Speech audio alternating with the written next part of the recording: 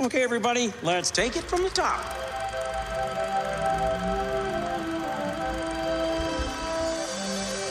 To all who come to this happy place, welcome.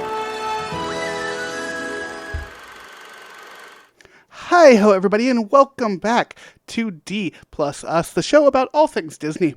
I'm one of your hosts, Griffin, and now Griffey D. Patton. With me, as always, is the wonderful, the amazing Mr. Mitch George. How are you doing tonight?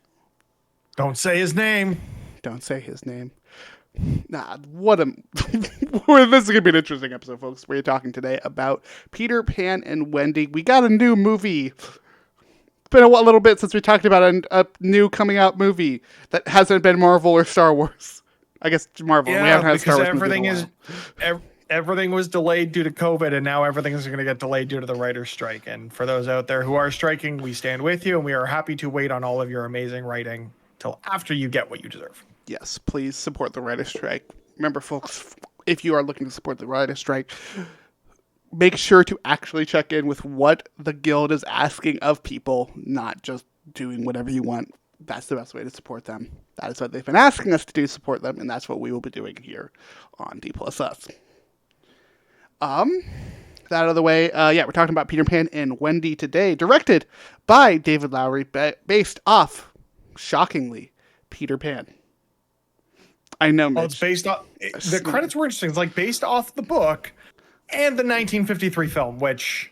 Thankfully, this was basically just that movie, minus all of the really racist parts. It felt like it was more based off the book. Most of the really racist parts. You still had Tiger Lily, but it wasn't like... Except the Tiger Lily was well done. She was just kind of there. Like... Yeah, it felt that thing of like... It felt like it was more based off the book, but the music in particular was like, look... The music in the original Peter Pan's iconic. We can't just get rid of it.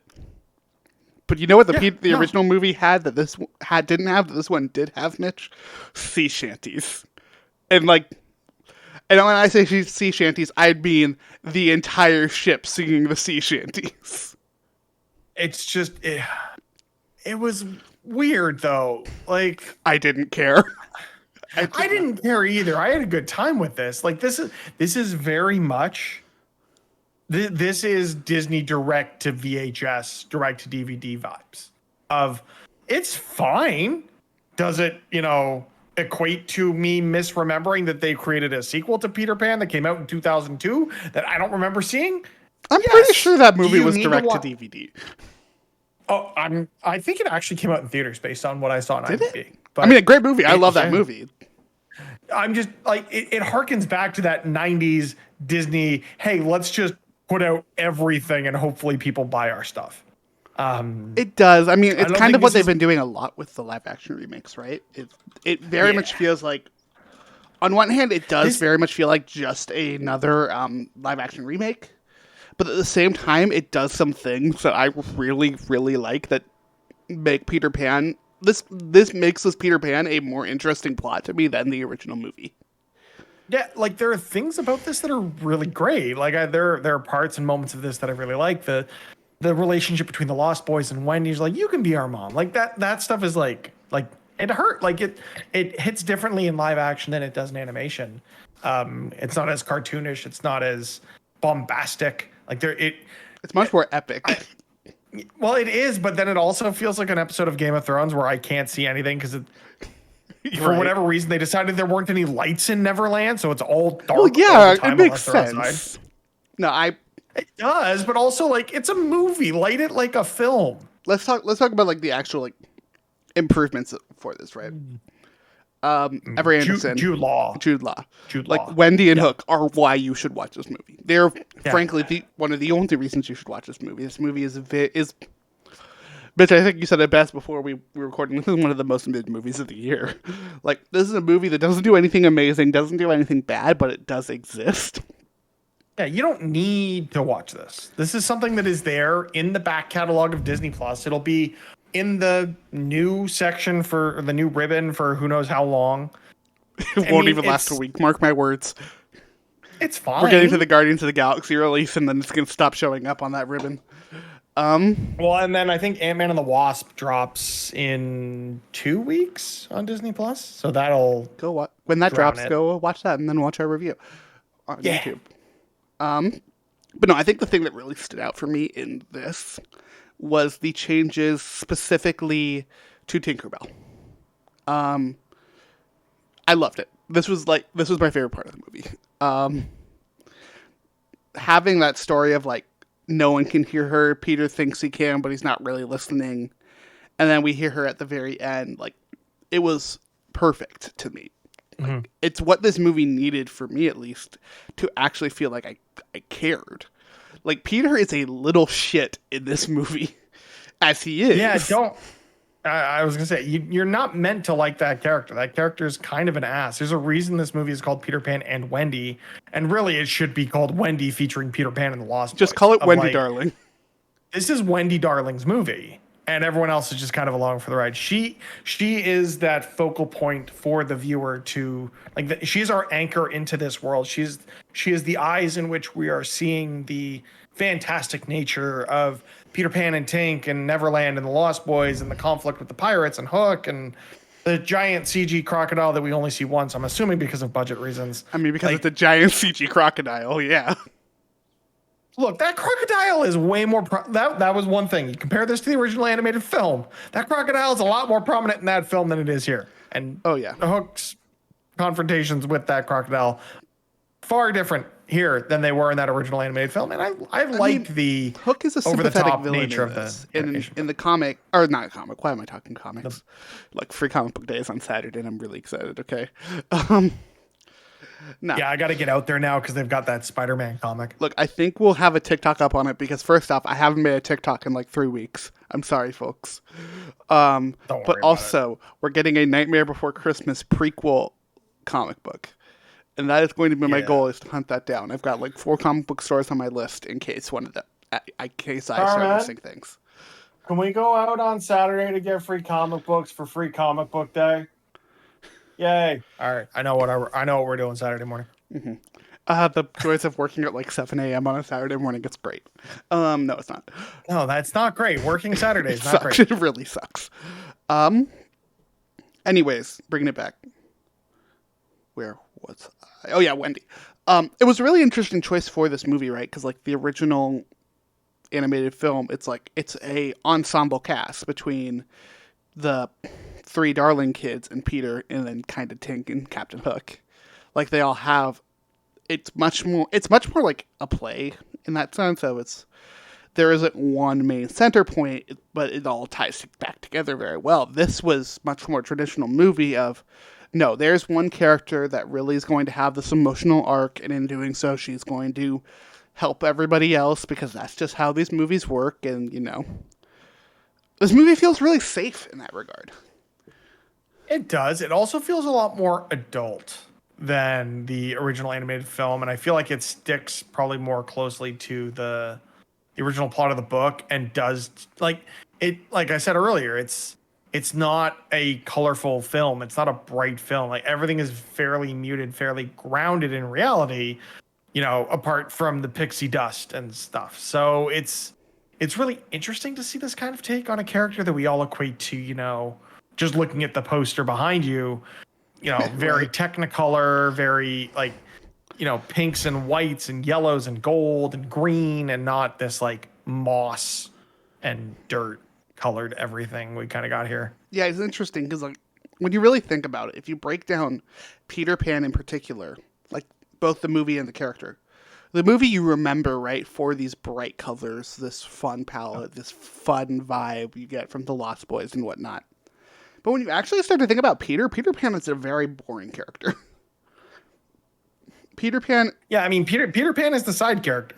Peter Pan exists in these stories to tell the stories of other people. Like, the reason Peter Pan exists in Peter Pan is to tell the story of the Darlings. And to have that vessel through. It's like the... This is going to be the weirdest thing to equate Peter Pan to. Captain Planet. It's like the Mad Max films. Hear me out. Just stick with me. Where it is like none of those movies are ever actually about Max, but he is still the main character in all of them. See, I was going to go to Captain Planet because, it's about the kids, but then they do the thing where they say the thing, and then the Captain Planet appears and does the... Do you even know what Captain Planet is? You're a child. I know what Captain Planet is. Oh, thank God. Like, I never watched it, but I know what Captain Planet is. Go find a way to watch it because it's really good. It's probably on YouTube at this point. Interestingly enough, too, like this film had a really weird release or production, I guess, like from an end-to-end perspective of it was supposed to start filming and then COVID hit and then it was going to go to theaters and now it isn't.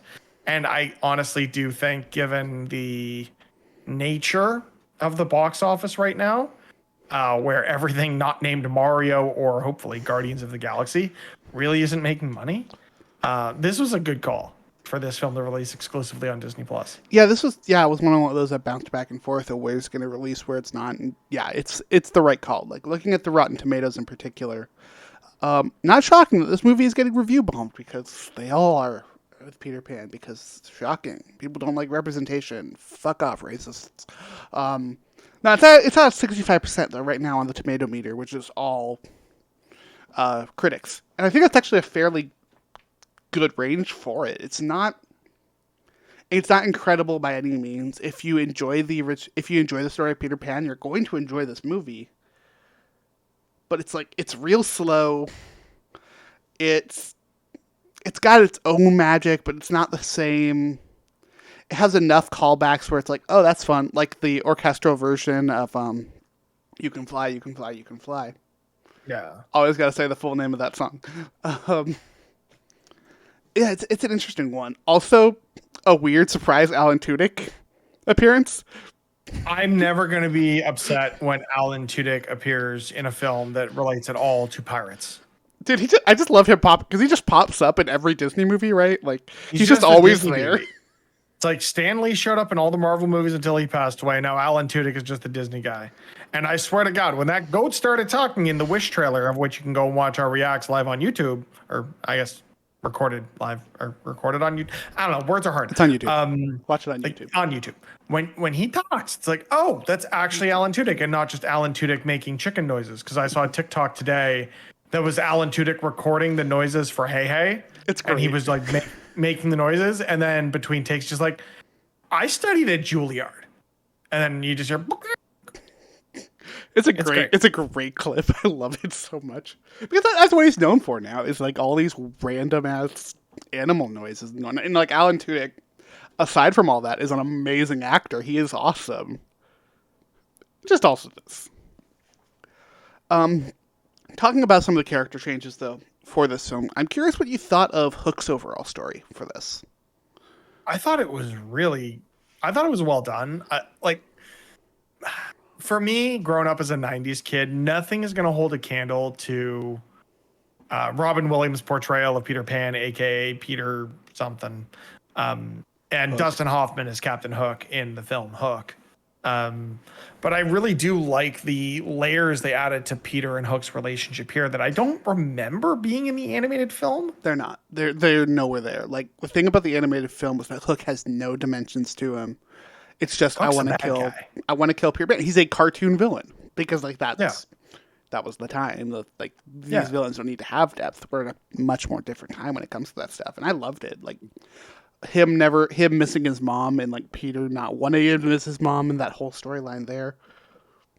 I'm realizing now, by the way, that we're like 15 minutes into the show and we just went full spoilers and just didn't care. So full spoilers, folks. Sorry if you're here already. You don't give a shit. But yeah, it was an interesting story. Yeah, I liked the extra layers they added to the character, and it really does make you look at Peter as kind of a dick, right? Like he's not a good person, and not that you're supposed to think he's a good person. Looking at all the portrayals of Peter Pan in cinema, whether it be the 1953 animated film, Hook, that weird live action Peter Pan that they did with Jason Isaacs as Mr. Darling, it's nice to see more of a relationship, and like it gives purpose to Hook's arc as opposed to just I lost my hand to a crocodile that has a clock in it, and now I'm angry and I'm gonna hook stuff. Yeah, we've had there's layers there. The fun thing about like there being no real relationship between them in the original is it's allowed for some really weird relationships with them in adaptations. Like the one I'll always go to is Once Upon a Time, which is a show we should at some point talk about because it's just so wild. Where it's Peter Pan is actually like the father of Rumpelstiltskin. It's a whole thing there. Like, you can get really weird with his character, but this is so much more grounded. Because, like, the reason that Peter is so upset is Peter is a kid. Like, Peter doesn't understand this, and it's that whole idea of, like, when you don't grow up, you don't really understand how some of this works, because there is this nuance to it that you just don't get. Which I love Wendy's arc here, where initially all of her happy thoughts are just her being a kid and being with her family and all of these things. And then when she has to think those happy thoughts at the end, when she's walking the plank, it also goes into the, what if I do go to school? What if I grow up? What if I have these experiences? Like, you see the character change over the course of an hour and a half film, which is kind of, it's a lot to put into a short film, or not a short film, but it's a lot to put short movie into a film and make you care about this character that, traditionally has been fairly one-dimensional. So it was nice to get that extra characterization there. And I like that she's kind of a badass. Like, she doesn't, like, the whole idea at the beginning of, you're not one of the boys, you're not going to fight, you're not going to play pirates, whatever.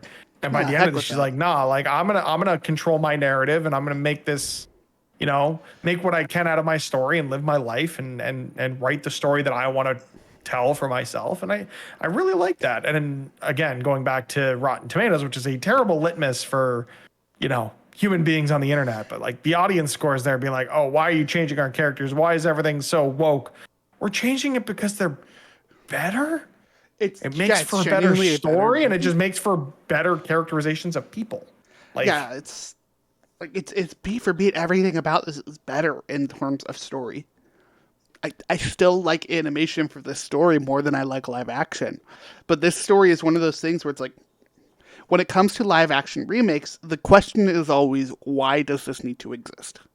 Because for the bulk of these, they don't, right? Like, Cinderella doesn't really need to exist. This upcoming live action Moana doesn't necessarily have a reason for existence other than to give The Rock a paycheck.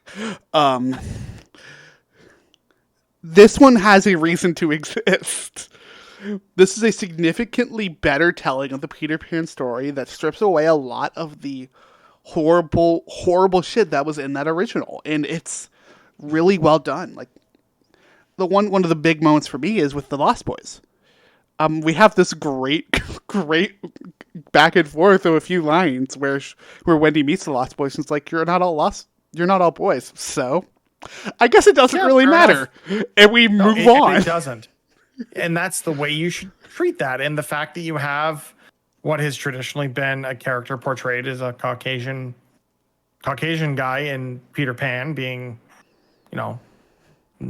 a non-Caucasian character or non-Caucasian actor portraying the character here. You have Tinkerbell is black. You have the second in command of the Lost Boys being played by an actor who has Down syndrome. Like, there's no reason not to have this representation on screen. It doesn't detract from the film in any way, and only makes it so that kids who can see themselves in these actors can now envision a world in which they could be these characters, and they could be the star. They could be the story. It's not all just, white guys, which is the way film was portrayed back in the 50s and 60s and 70s, 80s, 90s, so on and so forth. So it's good to see this changing, and we shouldn't be lamenting the fact that it's changing. We should be applauding it. Oh, absolutely. It's really well done, especially another one for me was the pirates. It's like, you got anybody and everybody in this pirate crew, and the pirate crew is fun. Yeah. Like, they're one of the most fun parts of this movie. Yeah. Like, one of the jokes that I'm so happy that they kept in it, because it's one of my favorite jokes in the original, is they're like, he's got a bear, and we're not sure how dangerous the bear is. Because they just don't know what a stuffed animal is, so they're going to treat it like an actual bear. And it's still one of the funniest things to me, especially when they lock up the bear on a Skull Rock. See, my favorite bit that I'm glad they kept in was the splash of, like, there was no splash. There was a splash, wasn't there? No, there was no splash. No, there was definitely a splash. No, there was no splash. Maybe she's just falling slowly.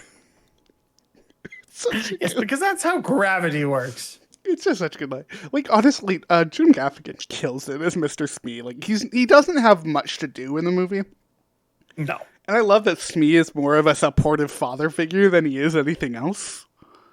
Which they kind of allude to the fact that like he was the one that saved Hook when he was banished from Neverland and adopted by this pirate crew, and eventually took command, which I think is kind of nice. I think they alluded to it. I think they straight up said it. It's layers, right? They're adding layers. Yes, it's like an onion. Shrek would be proud. I think, yeah, I mean, everything about this is just better. And I mean, even all that yes said, and no. I mean, plot-wise. I think plot-wise and acting-wise, yes, it's all significantly more interesting. Very much so. I totally agree with you there. The layers of plot that they've added here definitely add to the overall story that's being told. I do still prefer hand-drawn animation and color and song. Yeah, I think that's where it We've got a lot more music in the animated film as well. The so thing like, about the music in this, it definitely takes it away. Like Daniel Hart, who also just works all the time with David Lowery for some reason. I love it. I love that kind of camaraderie between composers and directors. Yeah, why not? He does a great job with the score here. There's some really good moments in it. It's nothing special. Like the original score for Peter Pan's iconic. You can't top that. And I think they try, when you have a remake, you can go one of two ways, right? With music especially, where it's like you can try to play off of the original, paying homage to it as well as you can, or you can just go in an entirely separate direction. And it feels like it tried to do both. Like you have the moments where you have the you can fly, but other than that, there's really no homage to it, so it feels a little bit out of place. But also you have that scene where they're like floating in black dark nothingness. And it's awesome. And the score does a good job there. Yeah. Yeah, I think the score is really, really one of my favorite parts about this entire film. I think it was well scored. The music throughout lends itself to the scenes, especially since, like I've been saying, the overall presentation is a lot more grounded and muted and dark compared to the original. But I think the score is just phenomenal. Mm-hmm. And despite all of it, that's like I said it earlier, but it's like even still, this movie feels it's just so extremely safe to me. With like everything we talked about, like we were praising the crap out of this movie. Like we enjoyed our time with it, but something about it still feels like. And I think it's that vibrancy. I think it's that vibrancy we got from that original animation of like this is this beautiful, amazing, fantastical world. And it's just not in this one. And I mean, that's something that I've felt for all of these live action remakes, right? All the way back to the Jungle Book, looking at Lion King, Beauty and the Beast. Like, there's just something about animation that doesn't translate well to these live action remakes. And I'm curious to see what they do with Moana, because like there's only so much you can do with water. And water is very important to that film and everywhere in that film. And it just, I worry that, you know, while the theming and the story and the characterization, a lot of that does translate pretty well from animation to live action, but there's just something about the presentation that can't or hasn't yet. And until Disney really nails that, it's going to be hard to wholly recommend any of these live action remakes over the originals. Yeah, what's funny is I still recommend this over the original. Like, oh yeah, because it's way less racist. Mm-hmm. Well, even that, it's a better movie to me. It's not a movie I like more. I still love the animation, but this is definitively like B for B is a better movie, and I think that occurs a couple of times here in the live action stuff. Like one of the live action ones that I love to talk about that just totally got missed because it dropped at the original launch of Disney Plus was Lady and the Tramp. I've tried like 4 or 5 times to watch that movie. I've still not watched it to completion. The thing about it is like it hits the issues that it have here.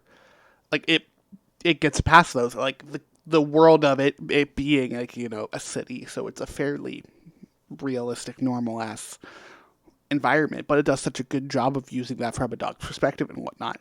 And I think that these live action remakes can account for it, because like, you mentioned Beauty and the Beast, and like I agree for the most part, but then you have those scenes with with like Lumiere, with Cogsworth and whatnot, and I think that still has that fantastical nature, just in a different way. Like especially the Be Our Guest scene has the same vibe to me as the original, just slightly different. I think these live action remakes can do it. I really do think they can.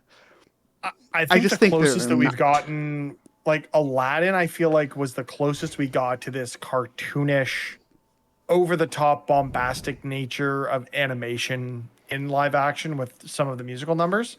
I don't think any of the others have gotten close enough for me personally, and I can't wait to be proven wrong. Yeah, I think the thing I'm trying to get to here with all this is it doesn't feel like it's the fault of these movies going from animation to live action. No. It feels like these directors, and maybe it's more Disney than it is the directors, they don't want to take the risk to go all out and have something that might be a little bit more CG, but it is going to be more animated. It is going to be more wild, weird, wacky fun. Weirdly enough, I think there is a movie coming that is going to change that. And it horrifies me that it's probably going to be the Lilo and Stitch live action remake. Oh, and I hope that's good. I really, really do. I hope so, but everything I hear about it is concerning. Especially when you get rid of Cobra Bubbles. See, I don't mind them changing a character as long as it lends itself well enough to the story. I'm actually really optimistic seeing what we've seen from The Little Mermaid. I do think there's enough in the undersea moments, apart from, what most people are saying on the internet is a bastardization of Flounder and Sebastian.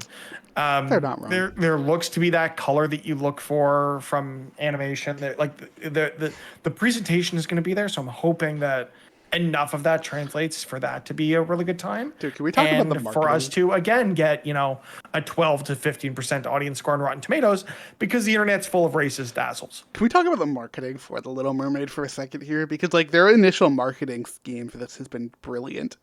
Of everything they showed for a while looked like it was going to be these same color schemes and whatnot that we're getting from the other live action remakes, what we got from Peter Pan here. And then they dropped that trailer and it was vibrant and beautiful. And then it was just poster after poster after poster of this vibrant, beautiful color of we know what you guys were going to say. We were ready for you. I mean, looking at the slate of live action films, the one I really hope does nail it is the rumored Hercules film. That has such a unique color tone to it, and its use of color with Hades and Hercules and Pain and Panic and the Titans and Meg and Pegasus. There's so much diversity of color in that film that I want to see that translate as best they can into live action. I have my doubts that it'll happen, but I can't wait to be proven wrong. Mm-hmm. Hercules is an interesting one. Because it's a story that's it can be translated in so many ways, but no matter what, you still have that color, you still have that bombastic, ridiculous. Or it'll look like that live action Hercules movie starring Dwayne "The Rock" Johnson, and we'll all forget that it came out. I should say I'm talking specifically the Disney movie Hercules, not the myth of Hercules, which the Dwayne "The Rock" Johnson movie is based off of. I know. Because guess what? That movie sucks. I never saw it. That movie is so bad. I think I might have caught 20 minutes on a flight and said, I'm good, and fell asleep. It was one of those movies where I watched and was like, yeah, most of The Rock's movies kind of suck. Moana's pretty good. Moana's good, but Moana's good, Jumanji's good. You know what wasn't good? That movie when he was fighting his way through a skyscraper. Black Adam. Black Adam sucked. There's some really good parts of Black Adam. You're talking about San Andreas, starring Dwayne Johnson and Alexandra Daddario. Yeah, it's I would tell you the bulk of The Rock's movies are not good. I'm going through this. Let me. Jumanji was all right. Have you seen Ballers? That was actually a pretty good show. I never watched it. No. Okay, Fast and the Furious movies are meh. Rampage was really bad. Baywatch actually wasn't terrible. That was a fun film. Baywatch was fun, but I feel like every reason it was fun was not The Rock. Yeah, it was Zac Efron. Hercules was bad. Pain and Gain was a weird one. G.I. Joe, I don't know why that happened. We're just going to go through Dwayne Johnson's Yeah, I'm just letting you go at this point. We got Faster. I forgot that was the thing. I forgot he was an air marshal in You Again, which was weird because I saw that like for the first time in December and he just popped up. I'm like, oh, look, it's Dwayne Johnson at the beginning of his career. Except it wasn't because this movie came out in 2010 and he started acting in like 2002.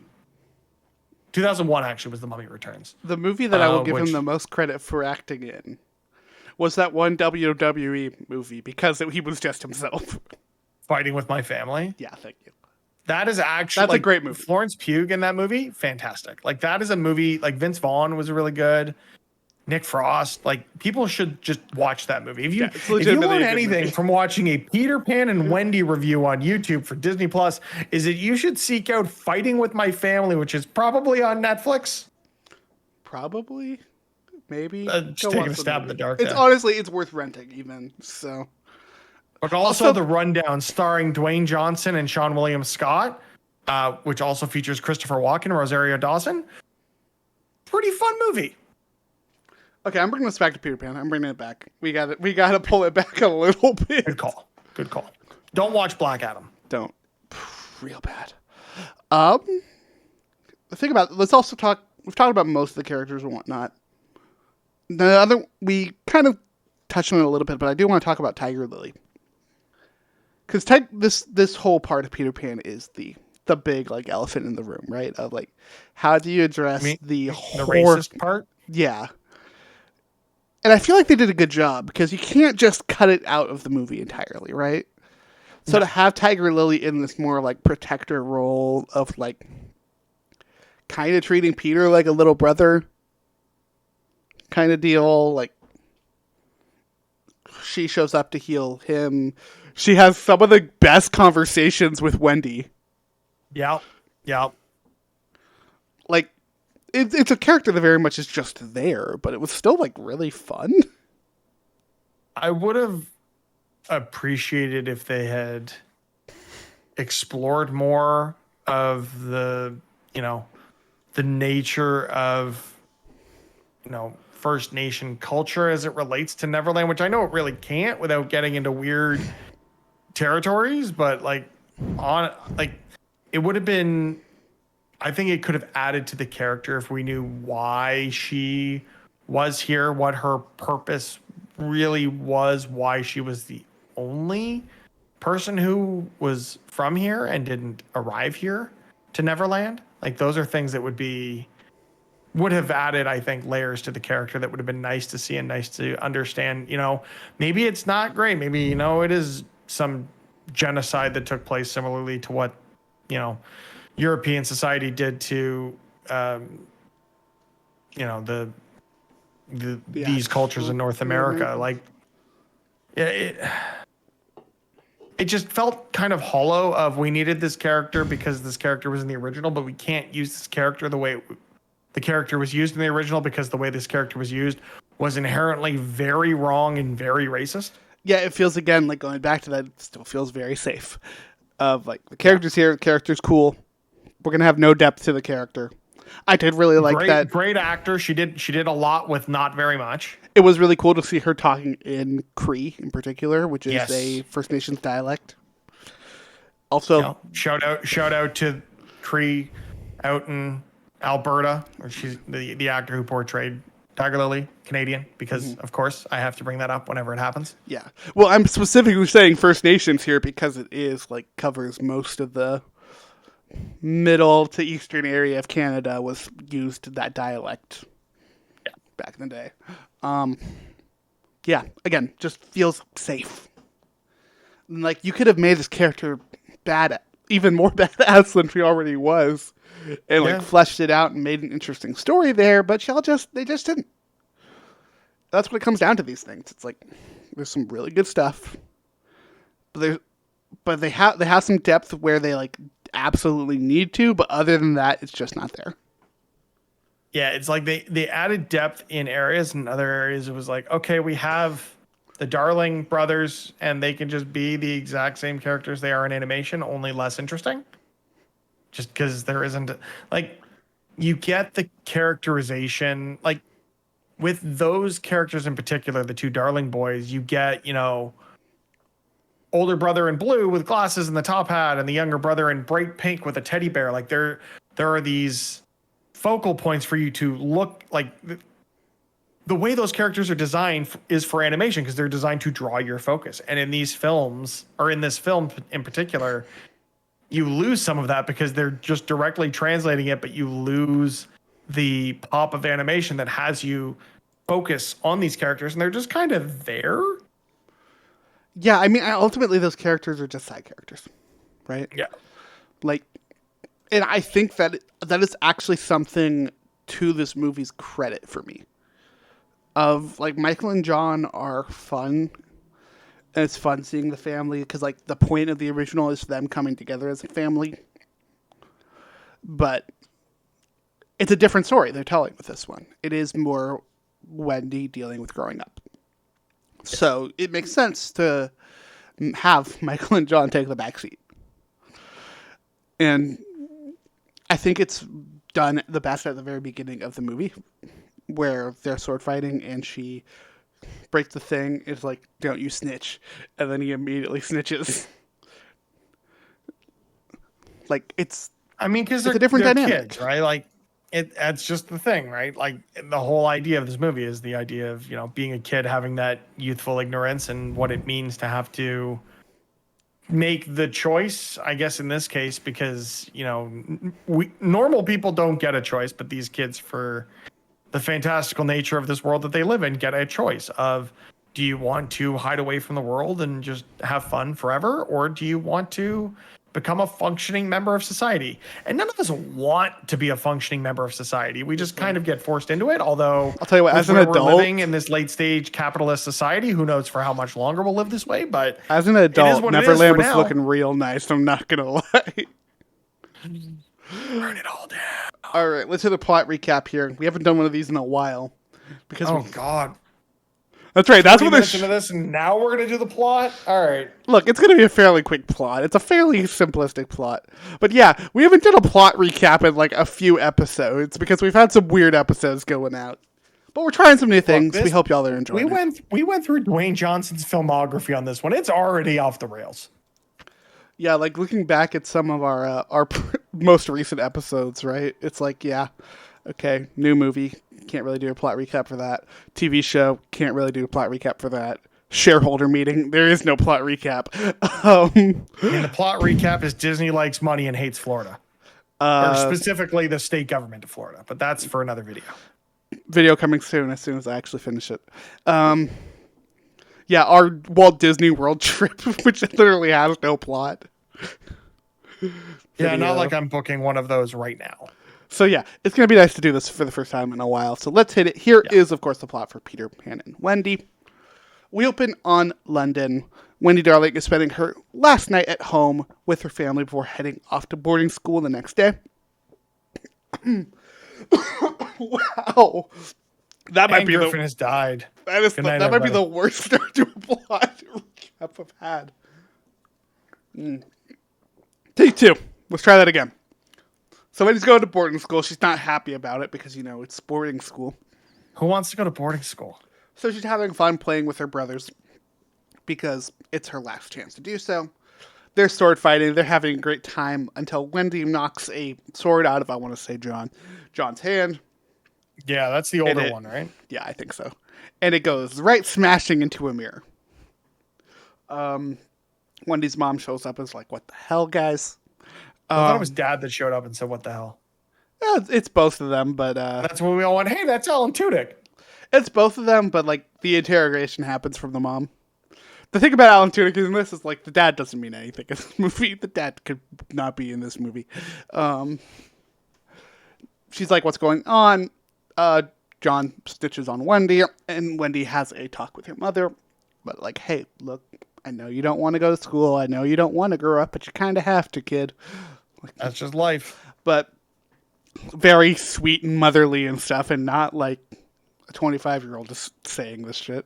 Yeah, you're not hearing this on TikTok. You're hearing this from a parent and or a legal guardian. But no, it's a good conversation. She goes off to bed, and when she does so, Peter Pan appears at the nursery looking for his shadow. They have their conversations, whatnot. It's a fun, cute little bit. We get to meet Tinkerbell. And we get the first inklings of, like, I can't understand what she's saying. All I hear is the jingle. Jingle jangles. Jingle jangles. He goes off looking for his shadow, eventually finds it, sews it back together. She actually stabs him. He gets a kiss. All the things from the original. And then he's like, look, I came a person for my shadow, but also I've come to take you guys to Neverland. I think you're going to love it. I just need you to say the words, I don't want to grow up. They say it. They have the fun pixie dust. They all fly off.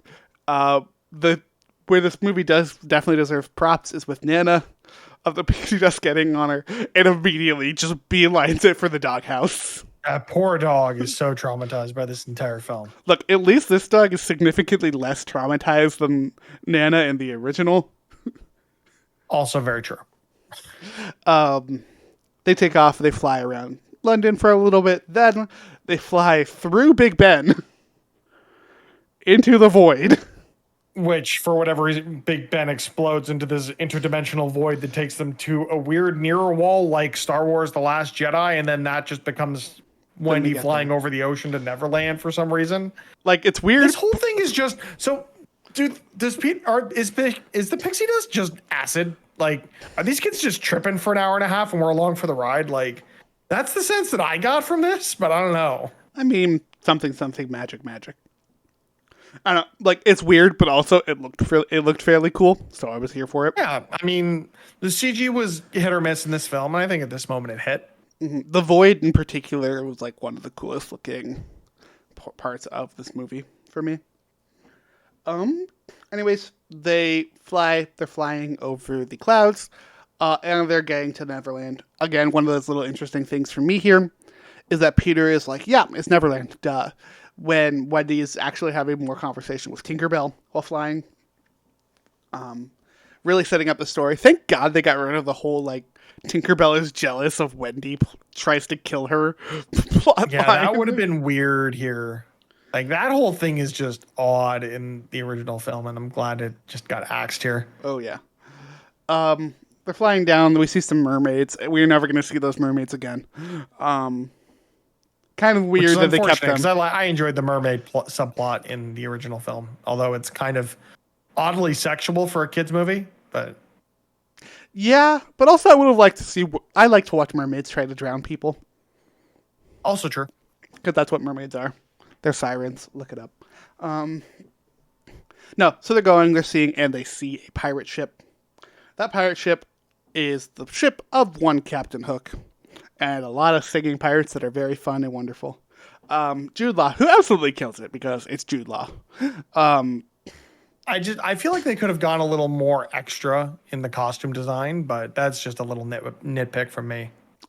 Yeah, I wish they went full red or full blue, like really vibrant. But that's the issue. A big issue with like the entire movie, right? It's color. Yeah, don't be afraid. It's not winning awards for costume design, although I'm sure that the folks that worked on it did their best. Oh yeah. I mean, it's that thing of like a classic franchise, right? It's like they chose to play it safe because everyone loves Peter Pan so much. Yeah. He starts shooting at them. They're missing.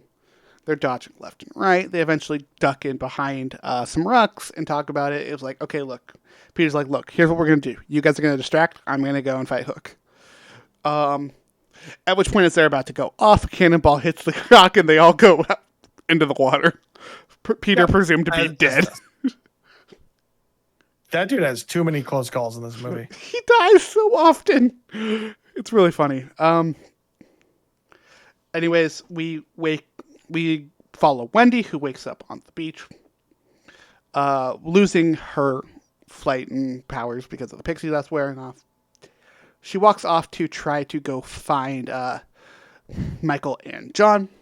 In doing so, she runs into the Lost Boys and Tiger Lily on top of a cliff. They all watched everything happen. They're like, who the hell are you? They're shooting at her. One of those Lost Boys is super trigger happy with their bow and arrow, and Tiger Lily's like, dude, stop trying to have a conversation here. I mean, I get it, though. Like, if you're playing, like, I don't know what you want to call it, the equivalent of cops and robbers, but pirates and lost boys, however you want to phrase that. You're going to be all about continuing to play that game. Like, they're kids, right? They just want to play the game. And the game is, if it's a pirate or it's a new thing or it's an adult or if it's anything that moves and isn't a lost boy, we go shoot it. We're going to shoot it. Not fully grasping the concept of death, but actually to some degree they do, because they think Peter's dead. They don't really grieve him in the way that you would expect. Well, again, it's an island full of children. Yeah. They're like, oh no, Peter's gone, whatever. But we do have the chance to save John and Michael. They've been watching them. We see through the telescope them hauling John and Michael out. John and Michael get pulled onto the pirate ship where they're questioned by Hook. Hook has this wonderful moment where they say Peter Pan, and he yells at them for saying his name. He gives a crap ton of rules. It's really funny to me how many rules he has on this pirate ship, being that they are pirates. But rule like 38 or 39 or one of those was never say his name. They essentially tell him to F off. We're going to say his name anyway. We're not afraid of you. Because they have all the bravado of a tiny child. Hook in retaliation is like, okay, you're going to be that way? I'm going to murder you small children. And takes them to Skull Rock. Certainly a choice. Skull Rock looking actually pretty cool. Like the realistic look of Skull Rock.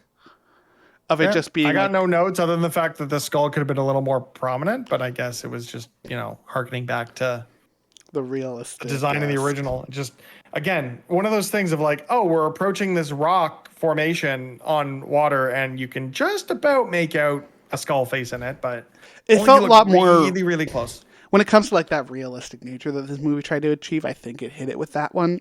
Where it's like, I've definitely seen rock formations that look like that. We're just like, oh, okay, that's a little eerie. I just see it, I guess, yeah. Mm-hmm. They chain them up to a rock. It's low tide. They're going to wait till high tide where they're going to drown. Fun little bit here where they unlatch it. The skeleton falls out, and then they latch them in. And, of course, they latch up the bear as well. At this point, Tiger Lily, Lost Boys, and Wendy are sneaking in to try to save the kids. They're while watching from above, though. They all begin chanting something. I forget what exactly the pirates are chanting as they're waiting for the tide to very slowly rise and kill these kids.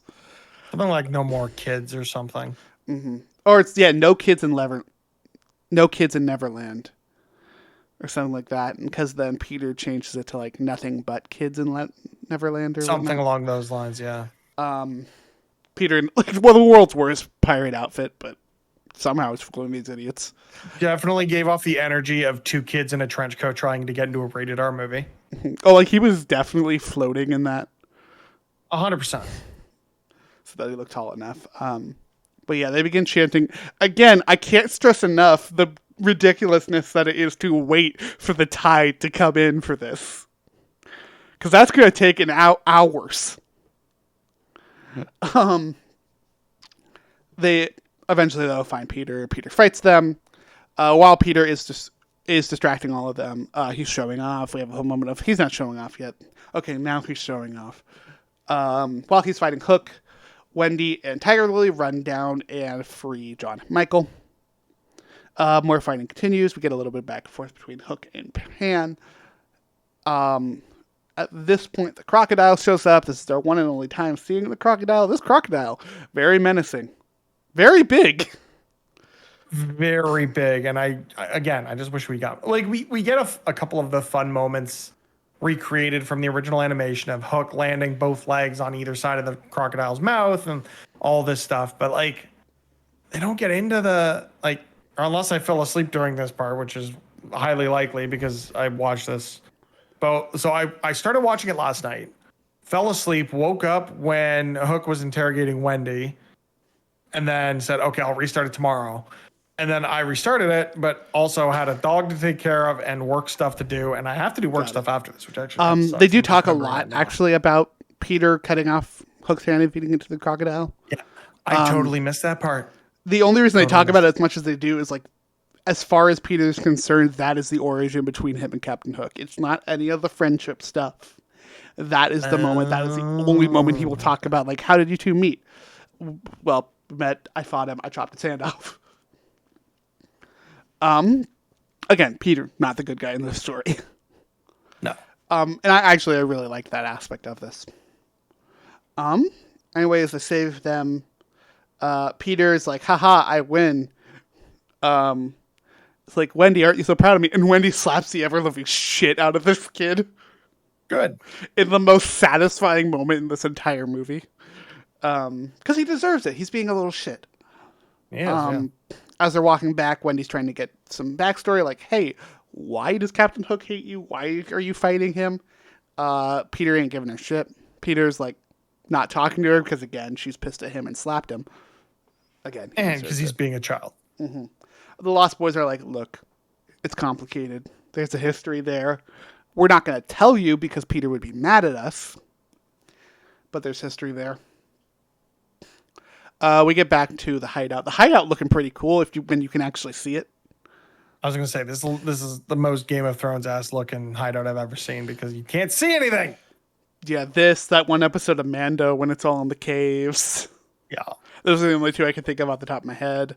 Now they get to the cave. We have this moment of Wendy singing a lullaby to the Lost Boys, and doing so revealing their location to the pirates. I love that. I love the pirates hunting them down. While they're hunting them down, Wendy goes up to Peter's room, which shows that it was crossed out as it was previously James's room. In doing so, she kind of realizes, oh, Captain Hook was once Peter's friend. We learn a little bit more backstory here out of coaxing from Peter. And a lot of support from Tinkerbell here, just saying. Of like, okay, Hook was my best friend. He wanted to leave Neverland. So he went off, came back as an adult, was a pirate, and I don't care. He's, again, child. He's kind of being bratty about it. When he goes back down to be with the kids, and then the pirates, when she's back down there, she knows there's no one there. They're all, like, behind them on the wall, all kidnapped by the pirates. Hook goes up, sees the room, barges into the room with a sword, but Peter is not there. We get a wonderful back and forth here of, he's like, Peter, did you forget how many times we played hide and seek in this?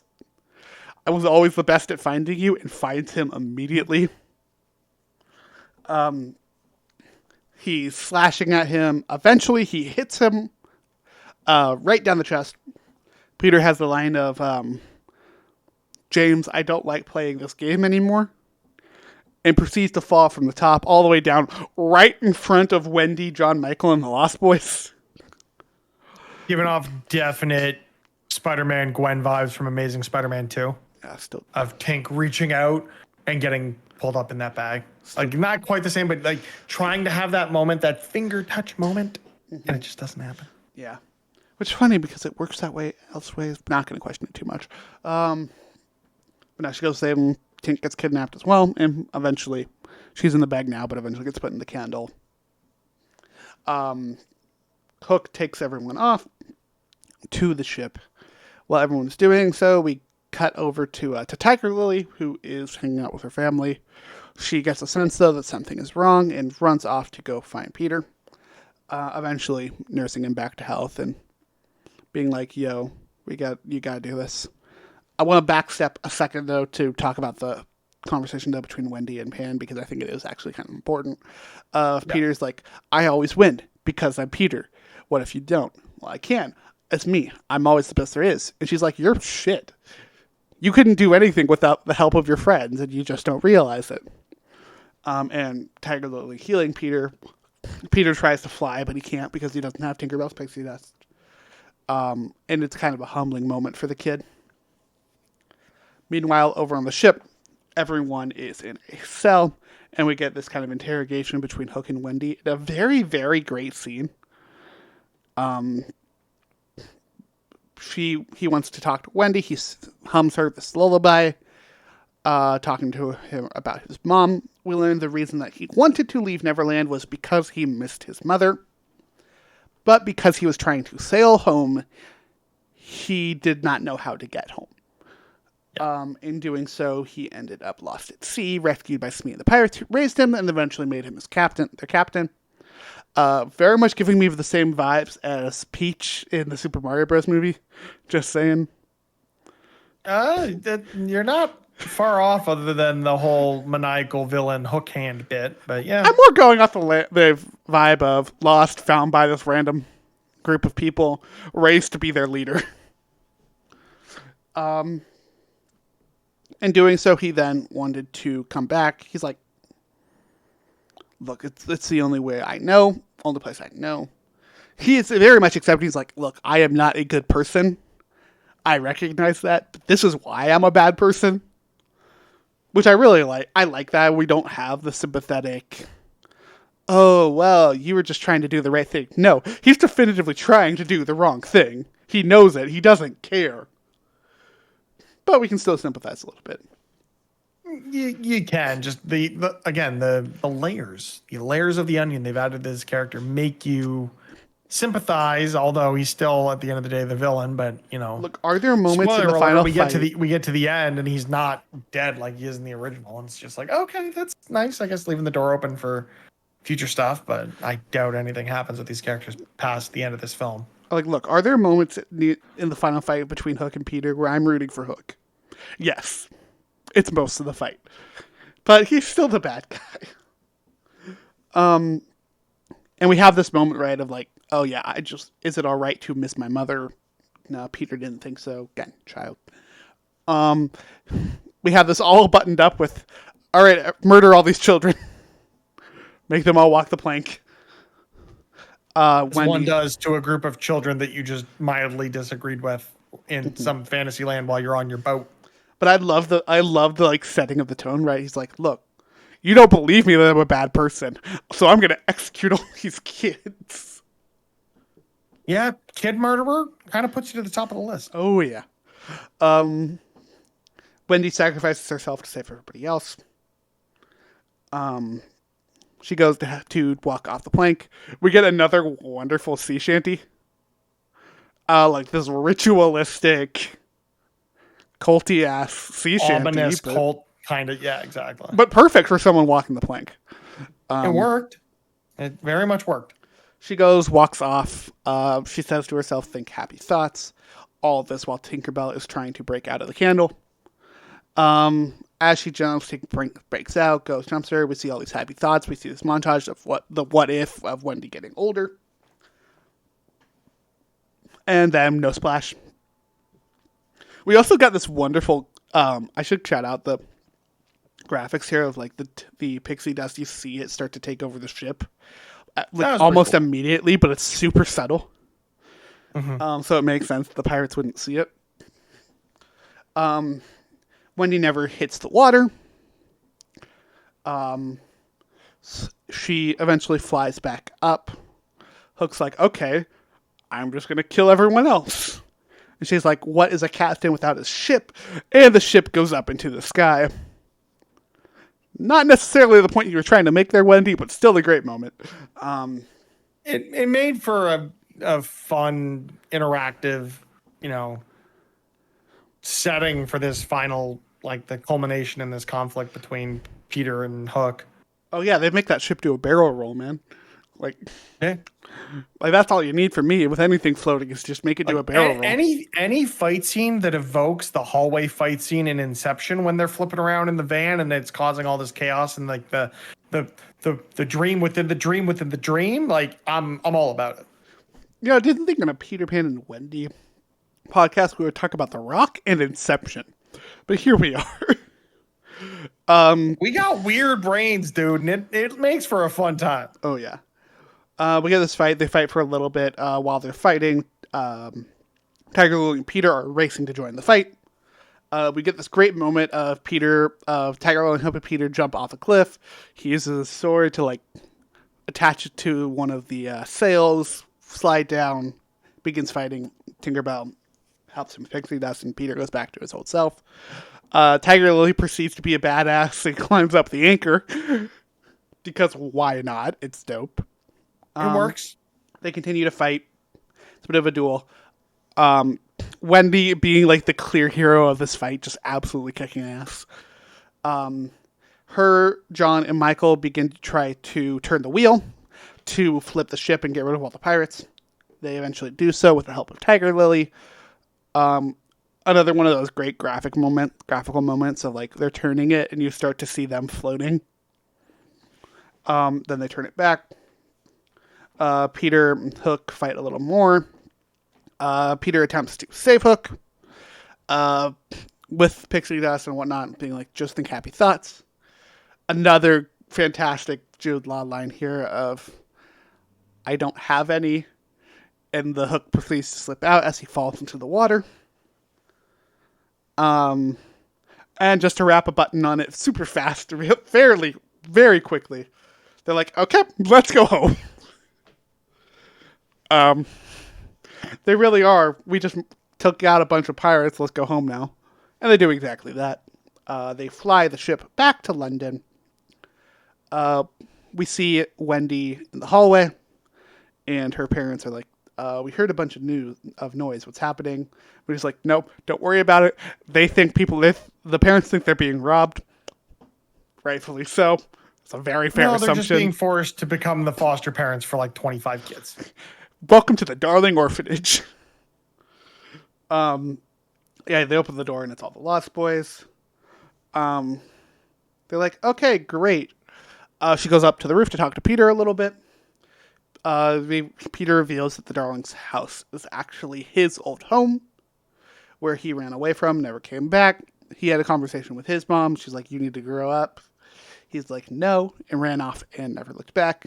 Get another fantastic moment. It's like, but you did, because you kept coming back. That's what looking back is. And we see on the chimney, one of the bottom bricks, it actually has etched into it, Peter Pan. Wendy's trying to get Peter to stay, but he doesn't feel he is ready. As they're talking, the ship begins to drift away and casually destroys the Darling's chimney. It doesn't drift away. It is anchored to the chimney and destroys the chimney of his home in order to escape London. Real damning review of London, if I say so myself, as somebody who has never been to London. But based on what I know, like, I get it. Mm-hmm. Peter then takes off. I actually really like this. I liked not trying to force someone to heal when they aren't ready. Something they're not. No. Mm-hmm. Really could be said something about mental health, but we've already talked about a lot of topics. I'm not about to get into mental health on this episode. Yeah, we go down that rabbit hole and we're here for another 3 to 4 hours. Oh, God, yeah. He says bye to everybody and takes off to Neverland with Tink. Credits start to roll. It's fun. No, I think credits roll out. It doesn't matter. There's one last little bit of the story here. Where back in Neverland, Hook and Smee both survived. Smee's like, heck yeah, dude, we're alive. It's great. Everything's also now wonderful. What? Yeah, it's like, what do we do now? They look up into the sky and they see Hook is like, what? Do you hear that? I thought for sure that was going to be the crocodile showing up and they were going to have to swim away from the crocodile, but no. That would have been fun. Out of the sky comes the ship with Peter and Tink. Peter looking happy to save Hook, and thus is the end of the movie. We've done it, Mitch. We have survived another episode. Again, a fairly good plot. Like, I actually really like the plot of this movie. It improves on what the original did, although there are still definitely some shortcomings that just...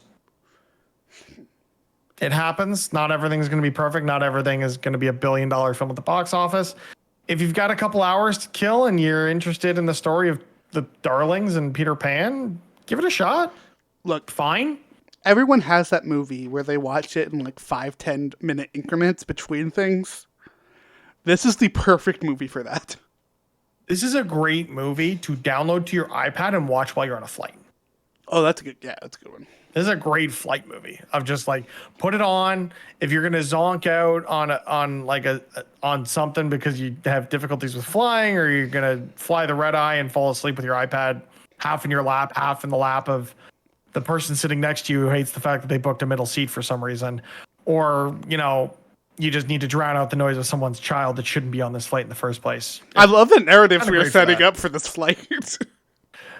They're very realistic. Sucks, dude. Like, we haven't actually talked about this much, but like, flying just sucks. Like, there's nothing good about flying except the fact that you're going from a destination where you always are to a destination you hopefully want to go to, or in some cases are forced to go to due to other life obligations or work or what have you. Yeah, I don't know. I've always been pretty chill with flying, but we'll talk about that after. I'm chill with it, but like, it's just it's not good. And this is coming from a dude that just now booked 2 trips back to back, and I have 7 hours between flights. Prepare, folks, for our episode coming up all about flying. When I get back from this Disney trip, all I'm going to have to complain about is my dumbass booking these flights too close to each other. Yep, very fair. No, good movie. Recommend watching it. I'll say another scenario for this movie that honestly I might just do anyways. It's a great movie. With like, I am someone who I cannot do anything around the house without having something playing. This is perfect for that. Yeah, it's a great background. It's a good filler movie, which I know isn't it's not a great compliment, but it is just something that, yeah, you can just throw this on and there's nothing, like, you don't have to commit yourself to it. You can walk into and out of the room. You can put it on while you're folding laundry. Like, it's just one of those things that can be on. Like, you can experience it. This movie is worth being involved with. Like, all the things we've said about how we're disappointed, this movie is worth existing. There's plenty of scenarios where you should watch this movie. This is a fun movie. It's worth checking out. Now, Mitch, we're at the end of the show. Yes, we are. Would you be surprised if I told you that there's a crap ton of stuff coming out? We are about to be doing so many episodes. Guardians 3, Star Wars Visions Season 2, Secret Invasion, Spider-Verse,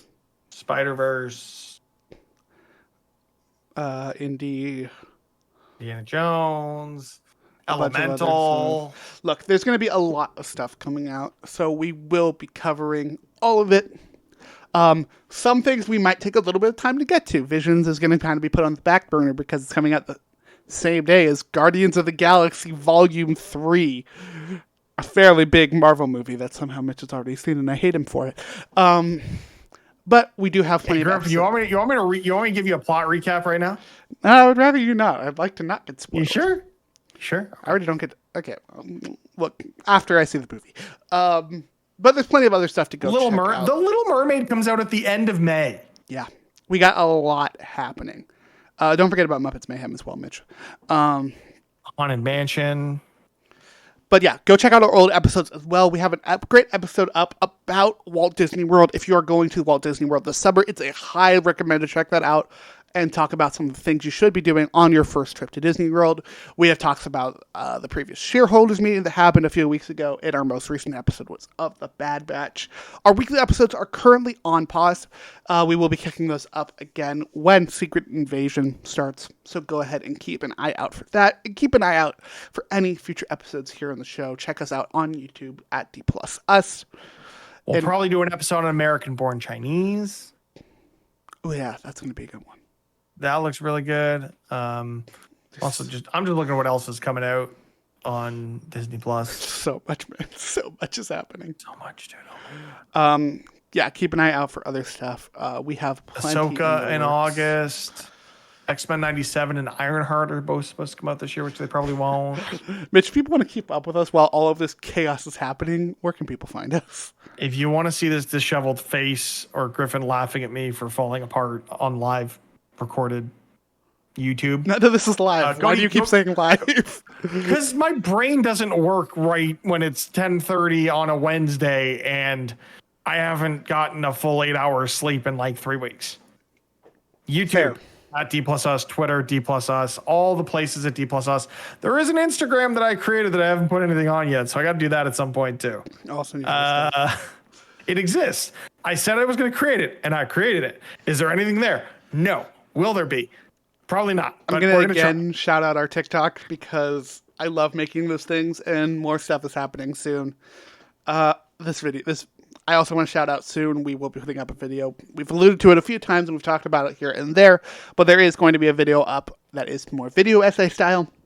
I am almost done with the script and we'll be working on that hopefully up here in the next couple weeks.